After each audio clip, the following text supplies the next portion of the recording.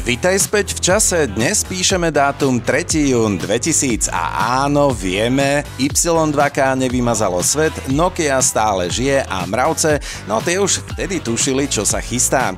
Pranostika totiž hovorí, že keď v júni mravce stavajú väčšie baráky, priprav sa na skorú zimu, ale úprimne, nemali sme vtedy iné starosti než sneh.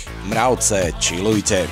V Británii sa z grilu dymilo, ale nešlo len o klobásky. Kráľovná Alžbeta II. Sa po takmer 20 rokoch ocitla na tej istej záhradnej párty s Camillou Parker Bowles, milenkou, priateľkou princa Charlesa. Áno, tá istá Camilla, ktorú donedávna nechcela ani vidieť. Ale pozor, aj monarchia vie, že nepriateľa si drž blízko a budúcu nevestu ešte bližšie.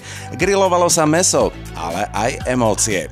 V ten deň sa narodila speváčka Biba Doobie, indie ikona novej generácie, ktorú v roku 2000 ešte ani Google nepoznal. A tiež Elison dos Santos, budúci olympijský bronzový atlét, ktorý bude lietať ponad prekážky rýchlejšie než tvoje výhovorky, prečo si ešte nedal odber. A teraz úprimne, prečo by si nemal sledovať tento kanál? Históriu ti servírujeme čerstvo grillovanú. Pranostiky?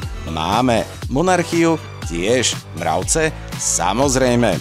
Tak daj odber, lajkni, komentuj, čo by si s Camillou griloval ty a zdieľaj s niekým, kto si myslí, že Biba Doobie je druh sushi.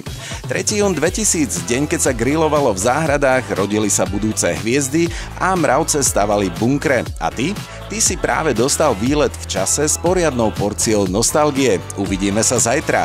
História nepočká.